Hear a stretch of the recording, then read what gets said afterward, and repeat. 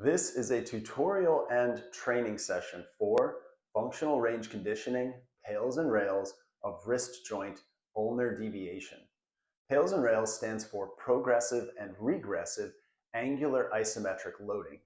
In the functional range system, we use PAILs and rails to achieve three objectives. The first is to increase range of motion, length of tissue, or space within a joint. The second objective is to gain access and control of our end ranges of motion. And the last objective is to improve the health and quality of the connective tissue involved in that joint, ligament, tendon, or muscle. So what is wrist ulnar deviation? Well, we have, if I hold my hand flat, this inward chopping and outward chopping of the hand and wrist. Ulnar deviation is a chopping motion inward, whereby I'm taking the line of my wrist and bringing it closer to this bone called the ulna. Radial deviation, the opposite, outward towards this bone called the radius. So today we're going to work on ulnar deviation. I will first go over the setup for this and then we'll get into the training session. So let's move on to that.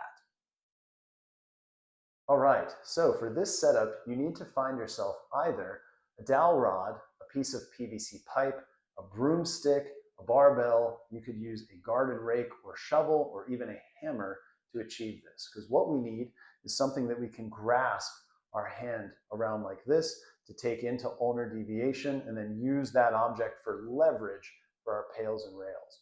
So when we do this, you can do it with a palm up going into ulnar deviation this way. You could do it with a palm facing this way, ulnar deviation going down, or even overhand with ulnar deviation going outward. Pick whatever setup you like best. For me personally, I like to do this with the palm facing upward.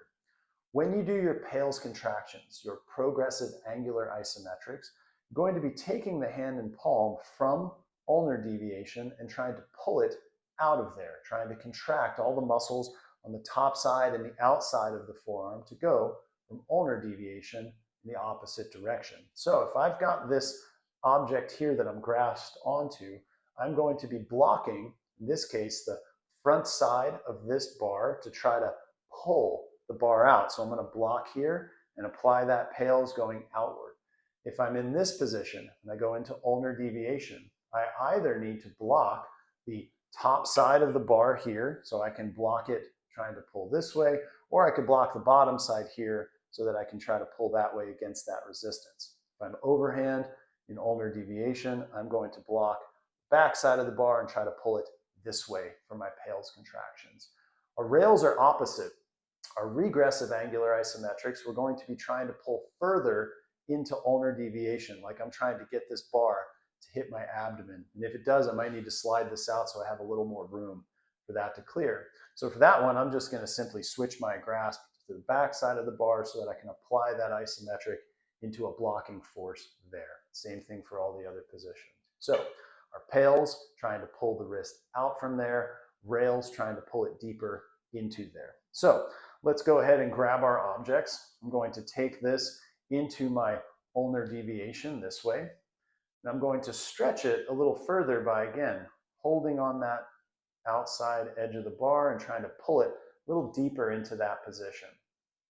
We're going to hold this position with a good firm grasp for about 60 seconds. Any PAILs and rails session, you want to go at minimum 60 seconds, but if you have time, go a minute and a half to 2 minutes. Really starts to prepare the tissue at length before we put any isometric loading into it. Take some deep breaths.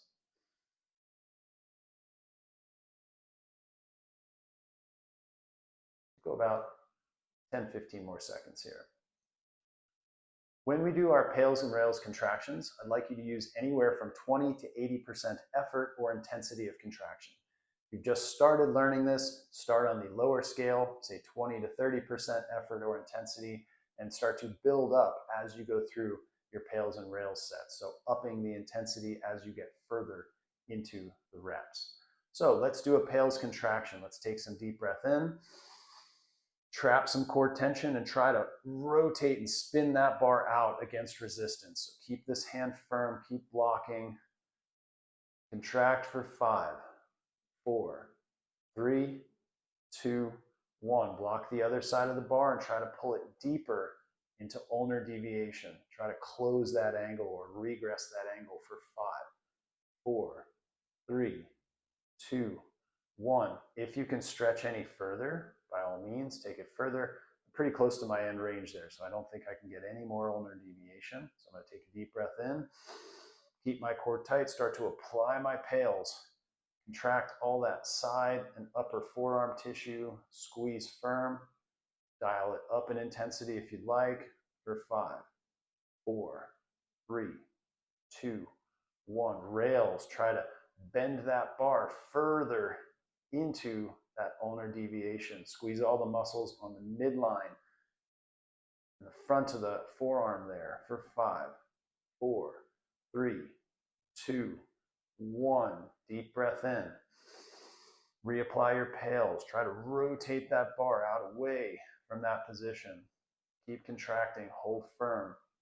Up the intensity if you like for 5, 4, 3, 2, 1. Rails. Try to rotate further inward into ulnar deviation. Squeeze firm. 5, 4, 3, 2, 1. Again, block the opposite side of the bar, back into our PAILs. Hold some core tension, keep everything tight, and apply your PAILs. Squeeze, squeeze, squeeze.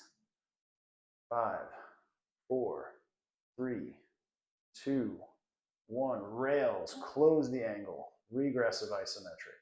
Squeeze all the midline forearm muscles. 5, 4, 3, 2, 1. Another PAILs, deep breath in. Apply your PAILs, squeeze. Try to twist that bar out, away from your midline if you're using this position. For 5, 4, 3, 2, 1. Rails, close the angle, squeeze firm. For 5, 4, 3, 2, 1. Good. Come out of that position, release your grasp. Take your wrist through some gentle flexion and extension, ulnar and radial deviation. Now, if this is your first time training PAILs and rails for wrist ulnar deviation, expect it to perhaps make you a little bit sore. That's not unusual, because if you've never trained at these positions, at this length of tissue or these angles of joint, this might be all very new for those tissues and those joints, meaning soreness would be an acceptable byproduct to get yourself into those positions and start to work that tissue. So don't be put off by that. Training is going to create some soreness in many cases, and that means we are working the tissue to an adequate capacity. So that's your tutorial for functional range conditioning, PAILs and rails of wrist ulnar deviation.